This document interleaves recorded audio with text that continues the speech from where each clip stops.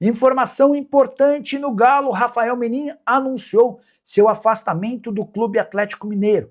Rafael Menin e seu pai Rubens Menin são os principais acionistas do Galo e serão ainda mais após a conclusão de um aporte de 530 milhões. Existe a expectativa de que a família Menin passe a ter cerca de 80% das ações da SAF. Nos últimos meses, o Rafael Menin passou a ter um papel super importante no dia a dia do Atlético.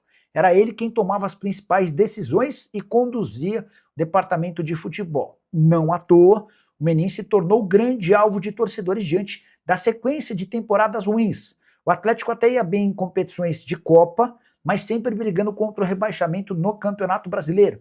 Veio 2026, falta de título no Campeonato Mineiro, início ruim no Campeonato Brasileiro, o time é o lanterna na Sul-Americana, o Hulk está indo embora e a pressão em cima do Rafael Menin se tornou insustentável. Através das redes sociais, o dirigente anunciou que vai se afastar de suas atribuições no Galo para se dedicar à função de CEO na MRV. Ele garante que o Pedro Daniel, recentemente contratado como CEO, tem toda a capacidade do mundo para conduzir o Atlético e ele vai se dedicar apenas à vida de torcedor, indo com a família aos jogos do Atlético na Arena MRV. Só para completar, contar que se perder para o Cruzeiro, nesse sábado, a pressão pelas demissões de Paulo Brax e Barba pode ser insustentável. Já Flávio Rodrigues de Souza apitará o clássico entre Cruzeiro e Atlético nesse sábado, jogo pra lá de tenso, especialmente pro Galo. Vamos trazer notícias do Galo, que agora volta as atenções para o clássico de amanhã, 9 da noite, contra o Cruzeiro no Mineirão, 14ª rodada do Campeonato Brasileiro. Os jogadores que foram derrotados pelo Cienciano na Copa Sul-Americana chegaram em Belo Horizonte na noite de ontem e hoje, daqui a pouquinho, 10 da manhã, se juntam aos outros que ficaram aqui se preparando para esse clássico tão importante pelo Brasileirão. Treino às 10 da manhã, o técnico Eduardo Domingues fazendo então os últimos ajustes desse Galo, 15º colocado do Brasileiro com 14 pontos, mesma pontuação do Santos, que já tá lá, ó, na zona do rebaixamento. Então essa vitória no Clássico é importantíssima e o Atlético, vamos lembrar, né? São 3 derrotas consecutivas no Campeonato Brasileiro. O torcedor também quer saber de Hulk. O Hulk em situação encaminhando com o Fluminense. Nos próximos dias ele vai ser anunciado como jogador do tricolor carioca. E o ídolo, o artilheiro do século, 140 gols, 56 assistências, 311 jogos. O Hulk, ele vai então com o ciclo encerrando pelo Atlético. Vamos dizer, né? Encerrado pelo Galo. E com mais atualizações, é claro, você vai acompanhar durante a nossa programação aqui na Itatiaia. Ontem, o Rafael Menin, que é acionista da SAF do Atlético, deu declaração importante. Ele está se afastando do dia a dia do clube e, como eu trouxe em manchete, agora ele passa o bastão para Pedro Daniel, que é o CEO do Galo, e é ele que vai comandar, que vai estar ali no dia a dia, vai falar com a imprensa também. Então, assumindo esse papel importante, o Pedro Daniel. Bom, para mais informações sobre esta declaração do Rafael Menin, Rubens Menin também deu declaração importante. Fica muito complicada assim, a análise pela influência da altitude, né? Não é desculpa, realmente ela afeta tanto que o Mano Menezes assumiu a seleção do Peru, a primeira coisa que ele fez foi querer que o Peru vá jogar na altitude, para poder levar vantagem física em relação aos adversários nas eliminatórias para a Copa de 2030. Teve nem a Copa de 2026. Mas, por outro lado, isso fica meio que com cara de desculpa pelo conjunto da obra, né? Nos últimos 7 jogos do Atlético, ele perdeu 5, vinha de uma derrota de 4-0 para o Flamengo, o Barba dando oportunidade a um time reserva, mas recheado de bons jogadores. Tá? A gente tinha ali Alexander, a gente tinha ali o Scarpa, a gente tinha ali o Dudu, a gente tinha ali o Renier. Da linha de defesa do Atlético, tirando o garoto Pacini, os outros 3 são jogadores de seleção. O Preciado é jogador de seleção, o Ivan Roman é jogador de seleção e o Júnior Alonso é jogador de seleção. E 2 deles devem estar na Copa dos Estados Unidos. Então, quer dizer, não era um time qualquer, né? O Atlético foi com um time que, pelo menos no papel, era muito forte, só que esse time teve a mesma atitude dos titulares. Então fica muito complicado. Se você soma o fator altitude, né, a atuação mais ou menos que o Atlético teve, do ponto de vista entrega física, fica muito difícil de você bater qualquer adversário. E o Atlético foi derrotado pelo Cienciano e fica numa situação complicada no grupo na Copa Sul-Americana, mas eu não sei também até que ponto a Sul-Americana vai ser boa pro Atlético. Eu acho que pode se virar mais um problema do que qualquer outra coisa, principalmente se você fica no segundo lugar do grupo. Aí você tem aquele playoff e aquilo ali é um desastre, porque o calendário do futebol brasileiro não previa aqueles 2 jogos. E aí você tem que adiar jogo do Brasileirão para poder disputar. Por mais que no calendário da Conmebol eles estejam reservados, o nosso calendário não respeita isso, né? No ano passado, me recordo que o Atlético enfrentou o Fortaleza em 2 oportunidades quase que seguidas, né? No final do ano, porque ele teve que jogar esse playoff, né? Vai sair empurrando o jogo pra frente até chegar, né? Não, e ano passado o Atlético venceu os 2 jogos atrasados, né? Teve essa questão, mas ninguém sabe o que vai acontecer. Todo jogo atrasado é um desequilíbrio técnico, porque você deixa de pegar o time no momento em que ele está, empurra pra frente, você não sabe o que vai acontecer, quem vai estar suspenso, quem vai estar machucado. Então, quer dizer, todo jogo atrasado promove um desequilíbrio técnico. Eu acho que o Atlético não está em condições de arriscar. Até tem que priorizar totalmente o Campeonato Brasileiro, porque a situação é muito preocupante. A gente tá chegando na Copa do Mundo, né? E a conversa aqui no Brasil é o Ancelotti, a convocação, qual jogador tá bem, qual tá mal. Será que o Alfaro e o BKSS estão assistindo os jogos do Atlético, hein? Pra convocar Alonso e Preciado pra jogar a Copa do Mundo, porque eles são jogadores das seleções do Paraguai e do Equador, mas não estão jogando absolutamente nada, né? O Alonso é até de mais tempo, o Preciado chegou agora, mas eu vou te falar uma coisa, o tal do Ângelo Preciado do Atlético, hein? Cara, tá dando Alonso... saudade do Renzo Saravia, mas saudade mesmo, hein? O Alonso ontem, na entrevista pós-jogo, eu entendi de uma maneira que eu ainda não escutei as pessoas falando, mas eu entendi, ele perguntado sobre o jogo ruim, mais um jogo ruim, atuação abaixo do Atlético, ele falou, nós seguimos à risca o que foi planejado. Pra mim foi uma baita de uma cornetada no treinador. Mais uma que sai da boca de jogador do Atlético pra cima de técnico.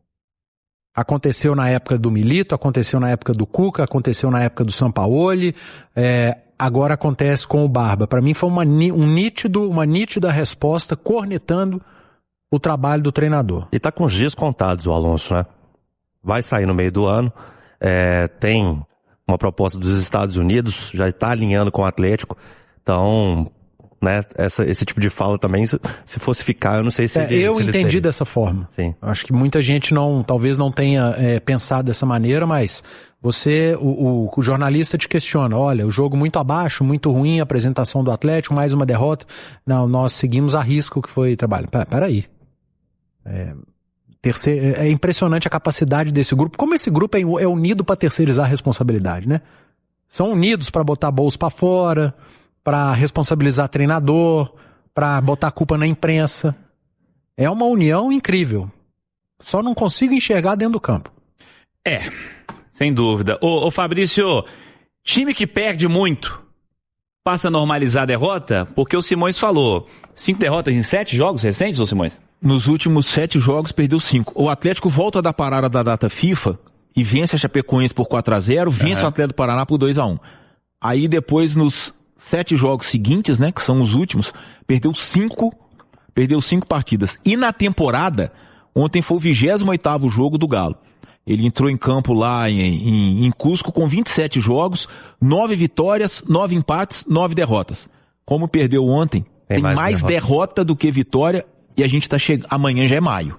É aquele perigo, Fabrício? Perde tanto que acaba normalizando a derrota? Não, acho que normalizando não, cara, mas vai ficando uma pressão aí acontece o que vem acontecendo, de jogador querendo se livrar da responsabilidade, terceirizar, como o Edu falou, e aí começa a vir e soltar essas notinhas na imprensa, porque o que esse menino falou agora o treinador, cumprimos a risco que o treinador falou. Que isso, cara, isso aí não pode falar, isso aí não tem que, não soa bem no vestiário, né, isso, então você foi lá pra perder o jogo?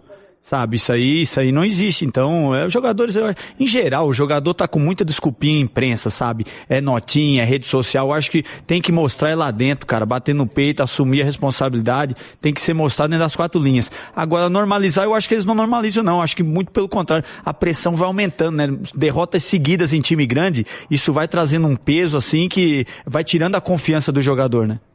Com certeza. Henrique, você tem inclusive mais informações do lado atleticano também aqui na turma do bate-bola, Henrique. É isso, viu, Cirilo? Muita gente, né, querendo saber a situação do Hulk, né? E ao contrário do que aconteceu no início do ano, sem novela, Cirilo, né? Tudo já acertado entre as partes, entre Hulk e Atlético, Hulk e Fluminense. Ele precisa fazer os exames médicos antes de assinar o contrato. Aqui no Atlético a rescisão vai ser tranquila, pelo que a gente apurou. E quem está trabalhando agora, né, são os dois departamentos de comunicação, né, do Hulk e do Atlético, preparando aí anúncio de saída, despedida. Mas aquele torcedor que tem aquele pingo de esperança de uma permanência, vou dar uma má notícia, viu? Dessa vez não. E foi uma condução, né? Pelo menos está sendo uma condução neste período mais tranquila, menos conturbada do que foi no início do ano. Claro que também estava turbulenta, mas agora parece que as partes vão se acertando. O Hulk, inclusive, esteve hoje na Cidade do Galo, treinou normalmente, então vai se preparando, mas o Fluminense será o destino do Hulk, que vai assinar contrato até o fim de 2027. Hulk que vai deixar o Galo como artilheiro do século, 140 gols, 56 assistências, 8 títulos, e ele vai ser o 7º maior artilheiro do Galo com essa ida para o Fluminense. Simões falou aí sobre que o Atlético tem mais derrotas do que vitórias na temporada. E o Barba, considerando todos os argentinos que já treinaram o Atlético, ele é o 6º, ele tem, nesse recorte de 15 jogos, o pior aproveitamento, né? Com 6 vitórias, 1 empate e 8 derrotas, são 42% de aproveitamento. O Gregório Soares, você vai lembrar muito bem dele, viu, Cirilo? Lá em 1944. Lembro, sim. Ele teve 75,5%, o mesmo desempenho do Sampaoli na primeira passagem. O Turco teve 82,2%, foi o melhor deles nesse recorte de 15 jogos. O Cudê, os mesmos 75,5%. Gabriel Milito, ele aparece com 68,8%. E a segunda passagem do Sampaoli, 46,6%, e superando ainda essa campanha do Barba Domingues, né? Aqui não estou querendo colocar culpa no treinador, mas o desempenho é esse, né? Dentro desse cenário que o Atlético vive. E Cirilo, eu falei, né, que a gente ia trazer aqui a declaração de um outro ídolo, né? O Marcos já falou. E o Luan ontem foi às redes sociais. Ele criticou bastante a postura do elenco e também cobrou alguns reforços, né, para ele, que o Atlético precisa. Olha só, ele acha que o Galo precisa de um zagueiro, de um camisa 10, um ponta intenso, um volante, um lateral esquerdo para revezar com o Lodge e também um lateral direito experiente, né? Sendo que o Galo já tem 2 laterais, o Luan tá querendo mais um. E ele também falou que tá faltando ali pulso no vestiário para conduzir, né, para segurar a onda desses jogadores. Então, isso viralizou, todo mundo falando que o Luan detonou. E hoje ele estava lá na fazenda, lá no interior de Goiás, né? Tava indo soltar os cavalos, como ele disse. E ele falou sobre esse tema. E é o Luan que a gente vai ouvir agora aqui na turma do bate-bola. Eu sou torcedor também. Tem história. E uma história linda. De superação, de entrega, de comprometimento, de não abandonar o barco nas horas difíceis. Então eu tenho muito orgulho da minha trajetória. Mas não foi duras críticas, tá? Foi só a minha opinião sobre a carência que o Galo tem hoje. Lá no começo, antes de começar o campeonato, eu falei que, né, a prioridade o treinador teria era a Copa do Brasil e Brasileiro, mas também não ia abrir mão da Sul-Americana, que é um campeonato importante. Mas nesse momento, abriria a mão da Sul-Americana e focava no Brasileiro e Copa do Brasil, que são os campeonatos que são importantes. A Copa do Brasil é onde dá mais dinheiro, né, quando conquista, e o foco total no Brasileiro, que é um campeonato mais difícil que tem para disputar. E sobre os jogadores que eu falei lá, né, que precisa o Galo, qual a sua opinião, torcedor, também? Você acha ou não acha que o Galo precisa contratar essas peças específicas aí para fortalecer o clube? E quem sofre na derrota é o torcedor. Tá aí, né? Então, declaração demais. É um jogador que fez história com a camisa do Galo. A gente tem aqui o Fabrício Malucão, a gente ouviu o Luan Maluquinho. É o menino maluquinho. Menino Maluquinho. E tem uma declaração importante, né, Cirilo? Porque tá vendo de fora, é atleticano, deixou isso claro. Então tem a sua visão também e é importante a gente registrar.